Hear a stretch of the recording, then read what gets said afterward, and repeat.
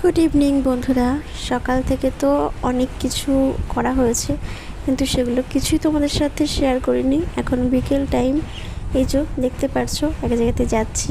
এটা হচ্ছে ওই যে মন্দিরে যাচ্ছি, কারণ একটা জিনিস দেখাবো বলে। তো এখানে দেখো, আজ কিন্তু বাউল হবে, তার জন্য সমস্ত প্রিপারেশন চলছে। তো ওখানে গান হচ্ছিল, সেই জন্য আমাকে ভয়েসটা কিন্তু দিতে হলো, আর ওটা মিউট করে দিতে হলো, কারণ কপিরাইট চলে আসবে, সেই ভয়টা আছে। আরও একটা জিনিস ভাবছি যে এত সুন্দর বাউল গান হয়েছিল, মানে কি বলবো, এত ভালো লাগছিল সেই গানগুলো। যদি দিতে পারতাম তাহলে বোধহয় আমার ভালো লাগতো। কপিরাইট যদি চলে আসে সেই জন্য দিতে পারলাম না। তো যাই হোক, আমার ফেসবুক পেজে যদি তোমরা গানগুলো শুনতে চাও চলে যাও, তাহলে গানগুলো শুনতে পারবে। এই যে আজকে এখানে বাউল হবে, তার জন্য প্রিপারেশন চলছে, লাইটিং ফাইটিং করা হচ্ছে আর কি। লাইটিংটা এখন বন্ধ করেছে, মানে চেক ফেক করছে হয়তো, আর সাজানো হচ্ছে।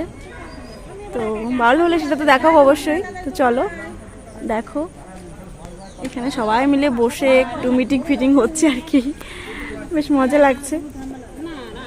আরও অনেকে ছিল, সবাই চলে গেছে। আর তখন করিনি, কারণ গান চলছিল। তো ভাবলাম এখন একটু যখন গানটা বন্ধ আছে, একটুখানি ভিডিও করি। তো এখানে 3জন সিঙ্গার এসেছিলো, আর 3জন সিঙ্গারে কিন্তু অসাধারণ বাউল গান করেছিল। মানে কি বলবো, অসাধারণ গানের এটা ছিল। তো বেশি বড় করে বাউল আর কি বেশি লোক আনা হয়নি। 3জনের কথা বললাম একটা কারণ, যে এখানে কিন্তু এই ফার্স্ট টাইম বাউল শুরু হয়েছে। 3 বছর ধরে আর কি বাবা লোকনাথের পুজোটা এখানে শুরু করা হয়েছিল। তো তার মধ্যে 2 বছর পেরিয়েছে, আর এবার কিন্তু ফার্স্ট টাইম বাউল নিয়ে আসা হলো এখানে। তো ওই জন্য কিন্তু খুব অল্প সময়ে অল্প আয়োজনে কিন্তু এই বাউলটা আনা হয়েছিল। তো সবার আশীর্বাদ থাকলে নিশ্চয়ই ওরা আরও বড় করে করতে পারবে।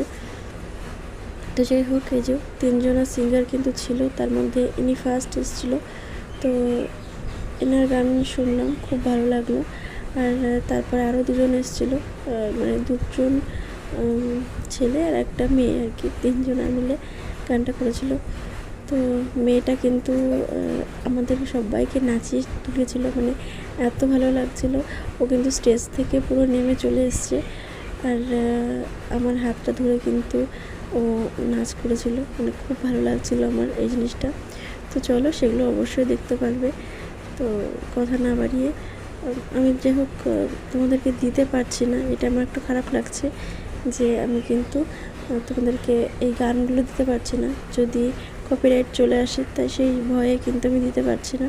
তো বারবারই বলছি, তোমরা প্লিজ আমার ইউটিউবে থেকে, মানে তোমরা যারা আমার ইউটিউব বন্ধুরা আছো, চাইলে কিন্তু ফেসবুক পেজে চলে যেতে পারো, আর গিয়ে কিন্তু গানগুলো শুনে আসতে পারো। বেশ ভালো লাগছিলো গানগুলো। তো চলো, আর একটা কথা বলবো, যারা এখনও লাইক করোনি, প্লিজ একটা লাইক করে আমার পাশে থেকো। যদি ভালো লাগে তাহলে একটা সাবস্ক্রাইব করে সাথে থেকে যেতে পারো বন্ধু হয়ে, যারা নতুন আজ ভিজিট করেছো। আজকে যেন কেমন উল্টোপাল্টা কথা হয়ে যাচ্ছে। যাই হোক, শরীরটা খুব একটা আজকে ভালো নেই, তাই কথাবার্তাগুলো যেন কেমন উল্টো পাল্টা হয়ে যাচ্ছে।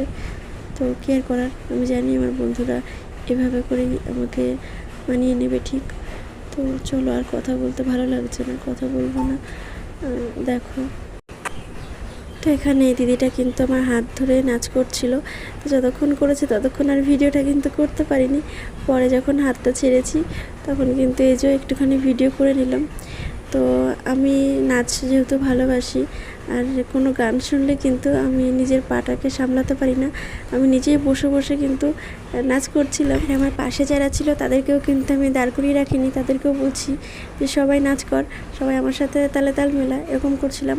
আর এই দিদিরা কিন্তু আমাকে বলছিল যে কি হয়েছে, চলো তোমরা সবাই ওঠো, উঠে নাচ করো।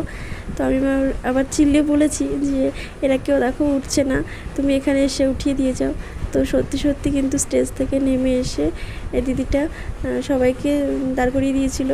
তো ও মানে দিদিটাকে আসতে দেখে কিন্তু ফার্স্ট আমি উঠেছি, আর সোজা এসে কিন্তু আমার হাতটা ধরেছে, আর অনেকক্ষণ বেশ নাচ গান হচ্ছিল। তো খুব মজা করলাম দিদিটার সাথে। আর তারপর কিন্তু অনেকটা টাইম চলে গেছে, আর এরপর দেখো একদম লাস্ট টাইমে সব একেবারে সে বলে না মাতাল ডান্স, সেরকম অবস্থা আর কি। সব একদম বক্স ফক্স চালিয়ে খালি গায়ে হয়ে গরমের মধ্যে সব কটা নাচানাচি করছে, কী আর বলবো। সব আমাদের পাড়ার ছেলেপেলে আর কি, তার মধ্যে হয়তো বন্ধুবান্ধব সব রয়েছে। তো খুব নাচ করছিল, খুব আনন্দ করছিল, আর আমরা কিন্তু অনেকেই ছিলাম দাঁড়িয়ে, সবাই দাঁড়িয়ে দাঁড়িয়ে দেখছিলাম যে ওরা কী করে। তো এই আর কি। তো শেষ পর্যন্ত একটুখানি তোমাদের সাথে শেয়ার করে এখনই কিন্তু আবার চলে গেছিলাম বাড়িতে। তো যাই হোক, আজকে তো আর বেশি কিছু তোমাদের সাথে শেয়ার করতে পারলাম না, এইটুখানি শেয়ার করলাম। তো যেমন পারলাম তেমনই শেয়ার করেছি। তো কেমন লেগেছে সেটা কিন্তু অবশ্যই জানিও। আর যাবার আগ দিয়ে কিন্তু বাবা লোকনাথের কাছে একটুখানি তোমার আসলাম, মানে এখানেই তো, তো একটুখানি দেখিয়ে দিলাম, বাবা লোকনাথকে দেখিয়ে দিয়েছিলাম। ওই যে দেখো পেছনে আছে। আর দারুণ দারুণ গান হচ্ছিল, তা মানে নিজেকে সামলে রাখা দায় ছিল। তো ভাবলাম না, এবার বাড়ি যাই, আর বেশিক্ষণ থাকাটা ঠিক হবে না। তোমার কাকিমা ছিল পেছনে, দেখতে পাচ্ছ এটা আমার কাকিমা। কাকিমা ছিল পেছনে, ওই জন্য সাহসটা ছিল যে না, কাকিমা তো আছে, আমিও ছিলাম। আর এমনিতেও পাড়ার সব বৌদিরা দিদিরা সবাই ছিল। যাই হোক, আজকের মতো কিন্তু এই অবধি। দেখা হবে নতুন কোনো দিন নতুন কোনো ব্লগের সঙ্গে। ততক্ষণ টাটা, বাই বাই।